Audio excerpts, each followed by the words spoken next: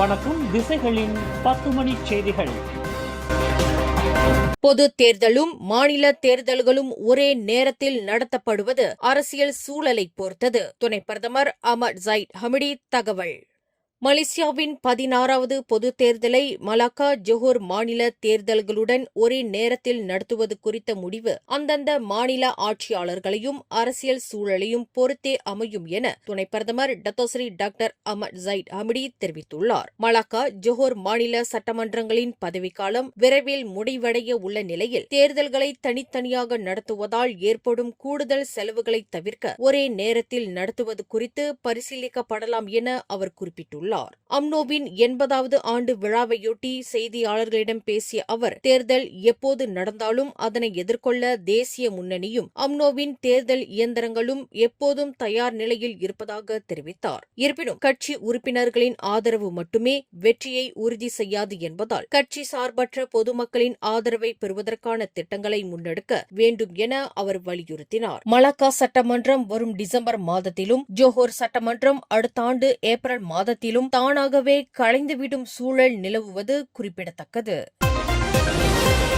அடுத்த 16வது பொதுத் தேர்தலில் தேசிய முன்னணி தனித்து போட்டியிட திட்டமிடுவது குறித்து வியப்படைய தேவையில்லை என்றும், நம்பிக்கை கூட்டணியும் பிகேஆர் கட்சியும் நாடு முழுவதும் உள்ள 222 நாடாளுமன்ற தொகுதிகளிலும் களப்பணியாற்ற ஏற்கனவே தயாராக இருப்பதாகவும் பிகேஆர் இளைஞர் அணியின் தகவல் தொடர்பாளர் டேனிஷ் ஹைருடின் தெரிவித்துள்ளார். தேசிய முன்னணி தன்னை பலமானதாக காட்டிக்கொள்ள விரும்பினாலும் மற்ற கட்சிகளுடன் இணக்கத்தை பேண விரும்புவது அவர்களின் உள் முரண்பாட்டையும் இன்னும் முழுமையாக தங்களை நிலைநிறுத்திக் கொள்ளாத பலவீனத்தையுமே காட்டுகிறது என்று அவர் விமர்சித்துள்ளார். தற்போது செயற்கை நுண்ணறிவு தொழில்நுட்பத்துடன் கூடிய திராஸ் தேர்தல் மேலாண்மை முறையை தங்கள் கட்சி அறிமுகப்படுத்தியுள்ளதை சுட்டிக்காட்டிய அவர், மக்கள் பழைய அரசியல் சூழ்ச்சிகளை தவிர்த்து உண்மையான நற்பணியையும் நேர்மையான நிர்வாகத்தையுமே தேர்ந்தெடுப்பார்கள் என்று நம்பிக்கை தெரிவித்துள்ளார்.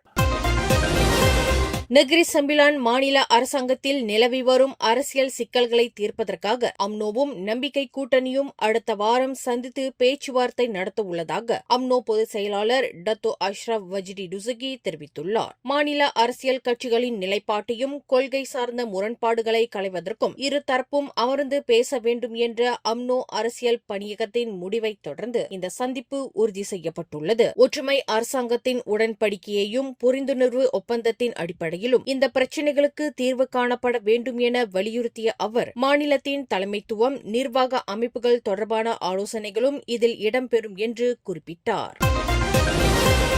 மலேசியாவில் கடந்த ஜனவரி 1ஆம் தேதி முதல் இதுவரையிலான காலகட்டத்தில் கடும் வெப்பம் காரணமாக 56 உடல்நல பாதிப்புகள் பதிவாகியுள்ளதோடு ஒரு சிறுவன் உட்பட 2 மாரடைப்பாலும் வெப்ப தாக்கத்தினாலும் உயிரிழந்துள்ளதாக சுகாதார அமைச்சு தெரிவித்துள்ளது. பதிவான பாதிப்புகளில் 58 விழுக்காட்டிற்கும் அதிகமானவை மரத்தான் விளையாட்டு பயிற்சிகள், பாதுகாப்பு படையினரின் கடுமையான உடற்பயிற்சிகளின் போது ஏற்பட்டுள்ளதாக தரவுகள் காட்டுகின்றன. பொதுமக்கள் தங்களை வெப்ப இருந்து தற்காத்துக் கொள்ள அதிக அளவில் நீர் அருந்துமாறும் மெல்லிய ஆடைகளை அணியுமாறும் அறிவுறுத்தியுள்ள அமைச்சர், தலை சுற்றல் அல்லது அதீத சோர்வு ஏற்பட்டால் உடனடியாக மருத்துவ உதவியை நாடுமாறு கேட்டுக் கொண்டுள்ளது. மலாக்கா மாநிலம் கடந்த ஆண்டு சுமார் 15 மில்லியன் சுற்றுலா பயணிகளை ஈர்த்து பில்லியன் கணக்கிலான வருவாயை ஈட்டியுள்ள நிலையில் வெளிநாட்டு பயணிகளை கவர தெருவோர டிஸ்கோக்கள் போன்ற கலாச்சாரத்திற்கு புறம்பான கேளிக்கைகள் தேவையில்லை என்பதை மெய்ப்பித்துள்ளதாக அம்னோ இளைஞர் பிரிவு தலைவர் டத்தோ டாக்டர் முகமது அக்மால் சாலே தெரிவித்துள்ளார். நீர் திருவிழா போன்ற நிகழ்ச்சிகளில் பாரம்பரிய உடைகள், பாடல்கள், கலை நிகழ்ச்சிகளை புகுத்தி மலேசியாவின் தனித்துவமான அடையாளத்தை உலகிற்கு அறிமுகப்படுத்துவதே உண்மையான சுற்றுலா மேம்பாடு என்று அவர் வலியுறுத்தினார். மலேசிய கலாச்சாரத்தை பிரதிபலிக்கும் வகையில் சுற்றுலா திட்டங்களை அமைக்க வேண்டும் என கேட்டுக்கொண்ட அவர், மலாக்கா மாநிலத்தின் இந்த வெற்றிகரமான அணுகுமுறையை நேரில் வந்து பார்க்குமாறு செப்புத்தே நாடாளுமன்ற உறுப்பினர் திரேசா காக்கிற்கு அழைப்பு விடுத்துள்ளார். அடுத்த 16வது பொதுத் தேர்தலில் வெற்றி பெற்று ஆட்சி அமைத்தால் 1 மெட்ரிக் டன் நெல்லுக்கான அடிப்படை விலையை 3000ஆக உயர்த்துவதாக தேசிய கூட்டணியான பரிகத்தா நேஷனல் உறுதியளித்துள்ளது. அலுஸ்டாரில் நடைபெற்ற விவசாயிகளின் அமைதி பேரணியில் கலந்து கொண்ட கூட்டணியின் பொதுச் செயலாளர் டத்தோஸ்ரீ தகியுடின் அசான், தற்போதுள்ள 1500 ரிங்கிட் விலை விவசாயிகளின் வாழ்க்கை செலவிற்கு போதுமானதாக இல்லை என்பதால் இந்த விலை உயர்வை வரும் தேர்தல் அறிக்கையில் முக்கிய வாக்குறுதியாக சேர்ப்போம் என தெரிவித்தார்.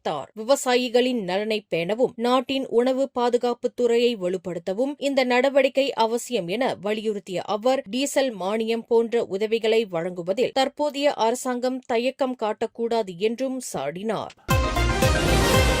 திசைகள் செய்தி ஊடகத்தில் பணியாற்ற விருப்பமா? விற்பனைத் துறையில் சாதிக்கும் ஆர்வம் கொண்டவரா நீங்கள்? அப்படியென்றால் நாங்கள் தேடுகின்ற நபர் நீங்களாக இருக்கலாம். புதிதாக பட்டம் பெற்றவர்களும் விண்ணப்பிக்கலாம். விண்ணப்பதாரர்கள் சொந்த வாகனத்தை கொண்டிருக்க வேண்டும். மின்னஞ்சல் admin@திசைகள்news.com.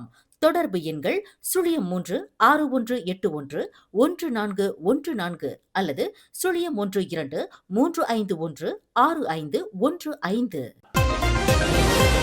கடந்த ஏப்ரல் 30ஆம் தேதி மாலை 7:30 மணியளவில் ஷாலாம் குலாப்பா உணவகத்தில் பாலஸ்தீன உதவி நிதி வழங்கும் நிகழ்வு நடைபெற்றது. சமுதாய செயல்பாட்டாளரும் கொடை நெஞ்சருமாகிய பசீர் அஹ்மத் தலைமையில் நடைபெற்றது. அவர் தனதுரையில் துன்பத்தில் இருக்கும் பாலஸ்தீனர்களுக்கு நம்மால் முடிந்த உதவிகளை செய்வோம் என்றார். கூட்டத்தில் கலந்து கொண்ட முன்னாள் ஷாலாம் நாடாளுமன்ற உறுப்பினர் டத்தோ காலித் யூசுப் பேசுகையில், பாலஸ்தீனர்களின் துன்பத்தினை ஒரு இன அல்லது ஒரு மத பிரச்சனையாக பார்க்காமல் இதனை மாந்தநேய பிரச்சனையாக நோக்க வேண்டும் என கேட்டுக் கொண்டார். ஷாலாம் நாடாளுமன்ற உறுப்பினர் டத்தோ அஸ்ரி யூசுப் பேசுகையில், மலேசியர்கள் இன பேதமின்றி பாலஸ்தீன பிரச்சினைக்கு உதவுவதும் துணை நிற்பதும் மகிழ்ச்சி அளிக்கிறது என்றார். இக்கூட்டத்தில் சிறப்பு விருந்தினராக கலந்து கொண்ட மூத்த பத்திரிகையாளரும் சமூக போராளியுமாகிய எழுத்தாண்மை ஏந்தல் பெரு தமிழ்மணி பேசுகையில், பாலஸ்தீனர்கள் மீது மாந்தநேயமற்ற முறையில் தொடுக்கப்படும் போரினை கண்டித்ததோடு அந்த மக்களுக்கு துணை நிற்போம் என்று குறிப்பிட்டார். கொடை நெஞ்சர் டத்தோ தஜுடின் பேசுகையில்,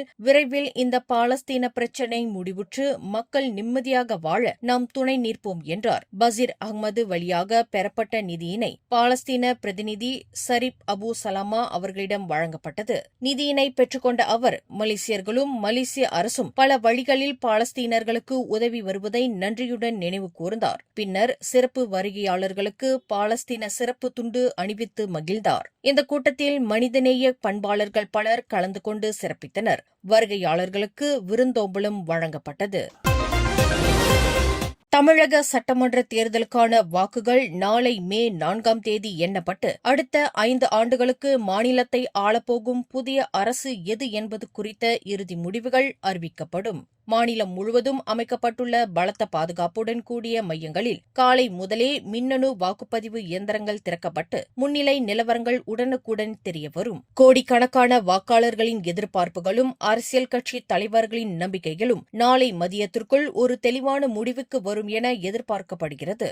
வெற்றி யாருக்கு என்பதை தீர்மானிக்கும் இந்த வரலாற்று சிறப்புமிக்க நாளை காண ஒட்டுமொத்த தமிழகமும் மிகுந்த ஆவலுடன் காத்துக் கொண்டிருக்கிறது. ஜனநாயக திருவிழாவின் இறுதிக்கட்டமான இந்த வாக்கு எண்ணிக்கை பணியில் ஆயிரக்கணக்கான ஊழியர்கள் ஈடுபடுத்தப்பட்டுள்ளதோடு அசம்பாவிதங்களை தவிர்க்க கூடுதல் காவற்படையினர் பாதுகாப்பு பணியில் அமர்த்தப்பட்டுள்ளனர். தேர்தல் ஆணையத்தின் வழிகாட்டுதலின்படி ஒவ்வொரு தொகுதியிலும் பதிவான வாக்குகள் சுற்று வாரியாக எண்ணப்பட்டு அதிகாரப்பூர்வ இணையதளங்களிலும் ஊடகங்களிலும் உடனுக்குடன் முடிவுகள் பதிவேற்றம் செய்யப்படும். அரசியல் களம் மிகுந்த பரபரப்பில் உள்ள நிலையில் எந்த கட்சி பெரும்பான்மை பெற்று அரியணையில் அமரும் என்பதை அறியும் ஆர்வம் மக்களிடையே உச்சக்கட்டத்தை எட்டியுள்ளது. தமிழகத்தின் எதிர்கால திட்டங்களையும் வளர்ச்சியையும் வழிநடத்தப் போகும் அந்த புதிய தலைமையை கொண்டாடுவதற்கு தொண்டர்களும் பொதுமக்களும் தயாராகி வருகின்றனர். ஜொஹோர் பொந்தியான் மாவட்டத்தில் உள்ள கம்போங் மலாயு ரயா ரிசர்வ் 1 பகுதியில் இன்று மாலை ஏற்பட்ட பயங்கர சூறாவளியால் குறைந்தது 28 வீடுகள் பலத்த சேதமடைந்தன. மாலை 4 மணியளவில் பலத்த மழையுடன் வீசிய சூறாவளியால் வீடுகளின் கூரைகள் காற்றில் பறந்த நிலையில் தகவல் அறிந்து வந்த 9 தீயணைப்பு வீரர்கள் மீட்பு பணியில் ஈடுபட்டனர். இந்த இயற்கை சீற்றத்தில் வீடுகள் கடுமையாக பாதிக்கப்பட்ட போதிலும் குடியிருப்புவாசிகள் அனைவரும் காயமின்றி உயிர் தப்பியதாக ஜொஹோர் மாநில தீயணைப்புத் துறை உறுதிப்படுத்தியுள்ளது. தற்போது அப்பகுதியில் நிலைமை சீரடைந்து வரும் வேளையில் சீரற்ற வானிலை நிலவும் போது பொதுமக்கள் விழிப்புடன் இருக்குமாறு அதிகாரிகள் அறிவுறுத்தியுள்ளனர். மதுபோதையால் மீண்டும் ஒரு கோர விபத்து. நேற்று அதிகாலை 5:34 மணியளவில் ஜாலன் அம்பாங் பகுதியில் மதுபோதையில் காரோட்டிய 24 வயது இளைஞர் ஒருவரின் வாகனம் கட்டுப்பாட்டை இழந்து மோதியதில் மோட்டார் சைக்கிளில் சென்ற தம்பதியர் சம்பவ இடத்திலேயே பரிதாபமாக உயிரிழந்தனர். இந்த விபத்தில் 61 வயதுடைய கணவரும் 56 வயதுடைய மனைவியும் பலத்த காயமடைந்து உயிரிழந்த நிலையில் காரை ஓட்டிச் சென்ற இளைஞரும் அவருடன் இருந்த இரு நண்பர்களும் காயமடைந்து மருத்துவமனையில் அனுமதிக்கப்பட்டனர். கோலாலம்பூர் சாலை போக்குவரத்து புலனாய்வு அமலாக்கத்துறையின் தலைவர் உதவி ஆணையர் முகமது ஜம்சூரி முகமது ஏசா தெரிவித்தார். ஓட்டுநரின் ரத்தம் சிறுநீர் மாதிரிகள் பரிசோதனைக்காக அனுப்பப்பட்டுள்ளதோடு இந்த விபத்து குறித்து சாலை போக்குவரத்து சட்டம் 1987 கீழ் காவற்படையினர் தீவிர விசாரணை மேற்கொண்டு வருகின்றனர். பார்டிக்சன் ஜாலான் பைபாஸ் பகுதியில் நேற்றிரவு நடத்தப்பட்ட ஓப் சம்செங் ஜாலனான் சோதனையில் ஆபத்தான முறையில் மோட்டார் சைக்கிள் ஓட்டிய 21 முதல் 33 வயதுடைய 4 உள்ளூர் இளைஞர்களை காவற்படையினர் கைது செய்தனர். இந்த சோதனையின் போது மொத்தம் 264 மோட்டார் சைக்கிள்களும் 279 நபர்களும் பரிசோதனைக்கு உட்படுத்தப்பட்டதில் ஓட்டுநர் உரிமம் இல்லாமை, சட்டத்திற்கு புறம்பாக புகைக்குழாய் மாற்றம் போன்ற பல்வேறு குற்றங்களுக்காக 271 அபராதங்கள் விதிக்கப்பட்டதாக பார்டிக்சன் மாவட்ட காவற்படை துணைத் தலைவர் டெபுட்டி சூப்பரிண்டென்டென்ட் முகமது ருஸ்லான் மட்கிப் தெரிவித்தார். மேலும் முறையான ஆவணங்கள் இல்லாத 15 மோட்டார் சைக்கிள்களையும் பறிமுதல் செய்துள்ளதோடு சாலை பாதுகாப்பை உறுதிப்படுத்த இதுபோன்ற கண்காணிப்பு நடவடிக்கைகள் தொடர்ந்து தீவிரமாக முன்னெடுக்கப்படும் என்றும் அவர் தெரிவித்துள்ளார். மேலும் செய்திகளை தெரிந்து கொள்ள கீழே இருக்கும் பெல் பட்டனை அழுத்துங்கள். உங்கள் மகிழ்ச்சியை வெளிப்படுத்த லைக் மற்றும் ஷேர் செய்யுங்கள். தொடர்ந்து திசைகளோடு இணைந்திருக்க சப்ஸ்கிரைப் செய்யுங்கள்.